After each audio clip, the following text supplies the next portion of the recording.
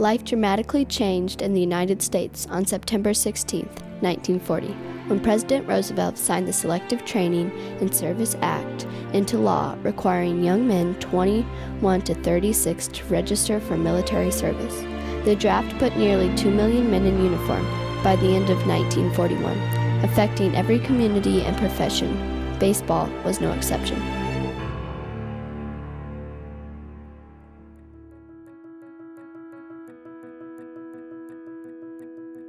Baseball was popular with Americans in cities and rural areas alike, but team owners were uncertain about the future of men's professional baseball as World War II progressed. While soldiers were shipping out, some citizens viewed professional athletes as unpatriotic men, playing a child's game while soldiers were dying on foreign shores. Could Major League Baseball survive with fewer men and increased criticism? Judge Kennesaw Mountain Landis expressed concern over the future of baseball with President Franklin Roosevelt. FDR responded, "I honestly feel it would be best for the country to keep baseball going." Even with the blessing of the Commander-in-Chief, there was still fewer men to fill the rosters. Philip K. Wrigley, owner of the Chicago Cubs, was an enthusiastic supporter of the American cause, but war had created financial uncertainty for his baseball franchise. Wrigley proposed an outlandish idea. Perhaps fans would enjoy watching women play professional softball, giving women the right to play professional ball, only if they were willing to be responsible for creating a feminine image. The non-profit All-American Girls Softball League was formed as an organization in 1943. Scouting took place throughout the United States and Canada, searching for talented females and well-known coaches eager to play in this new professional league. 280 young white women were invited to the final tryouts in Chicago, where only 60 were selected to play professional baseball. Philip Wrigley banked on the notion that women would fill the ballparks while the male teams were on the road, but his idea was dismissed by his fellow major league owners.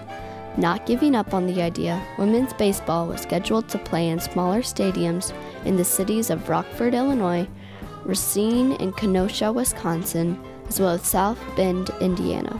Tryouts were set for May 17, 1943, at Wrigley Field in Chicago.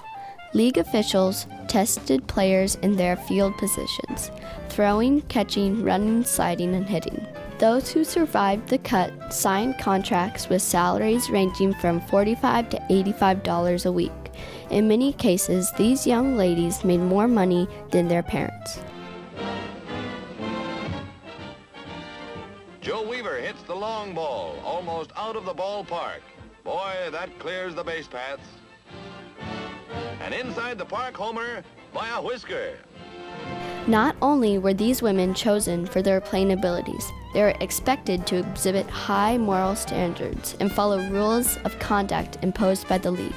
The female ball players were responsible for creating an image in which they played baseball like men, but yet they had to look and act like ladies. During the evening hours of spring training, players were required to attend Helena Rubinstein's charm school classes, where they were taught the proper way to walk, sit, and speak. Hair had to be cut at shoulder length, and beauty kits were issued with instructions on how to properly apply makeup for each game and public appearance. The one-piece flared dress was fashioned after the uniforms worn by female figure skaters and tennis teams. The flare design was bothersome to players, but each player had two options: comply or catch the next train home. The season officially opened on May 30th, 1943, with South Bend playing in Rockford, Illinois, and Kenosha playing in Racine. A total of 108 games were played in the regular season, which ran until September. Since each team had only 15 players, substitutions were limited. Once it, the squeeze is on. Tibby Ison slides home with a run and a nicely bruised leg. Better a bruise than long pants, eh, gals? They often played with serious injuries as well as constant abrasions, referred to as strawberries from sliding into bases with bare legs. Drinking, smoking, and unauthorized dating was forbidden. so chaperones traveled with each team to prevent bad publicity. Still, some of the ladies of the Diamond managed to have colorful escapades. Wrigley capitalized on the patriotic mindset of the country. He promoted the image of his players as the all-American girl next door, working hard to keep spirits high during wartime. Patriotism was shown during the Star-Spangled Banner, when V for Victory was formed by the teams.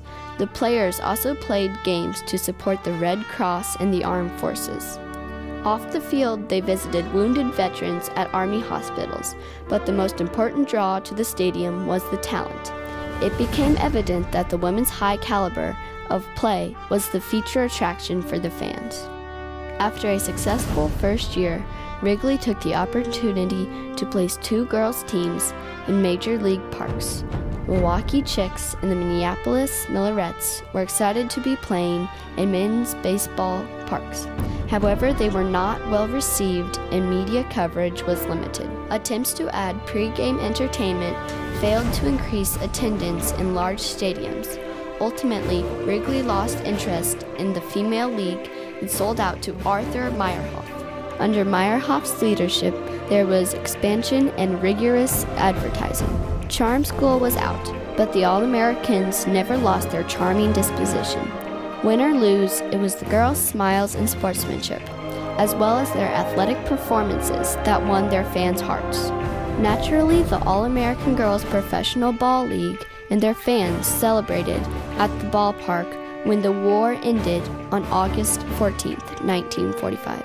Over time, the bases got longer, the game ball became smaller, the mounds higher, the league name changed, and the game went from underhand softball to overhand baseball.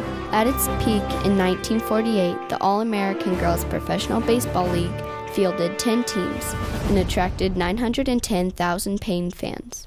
Ambitious postseason tours to Cuba and South America were organized as part of a plan to create an international league of girls baseball. The Springfield, Illinois Sallies and Chicago Colleens were added to the league's roster in 1948, but lost their major league status after only 1 season. At the end of the 1950 season, team directors voted to purchase the league, renaming it the All-American Girls, operating as independent teams. Problems quickly surfaced with no centralized control of publicity, promotion, recruitment, and equalization of player talent. The league began to break down. Fewer fans were showing up at the stadiums, partly due to televised major league games. When the 1954 season ended, only 5 teams remained. No consideration was given to capable African American players, such as Tony Stone, Connie Morgan, and Mamie Peanuts Johnson, but they were invited to play in the men's professional Negro leagues. Major League men's baseball teams considered adding women to their roster, but Rockford Peaches star Cammie Kimbenchek rejected the offers, thinking it would turn into a publicity stunt. Without much fanfare, the league was disbanded in 1954 and became a forgotten part of history for more than 3 decades. Vivian Kellogg, a first baseman for the Daisies, described the league's disappearing act.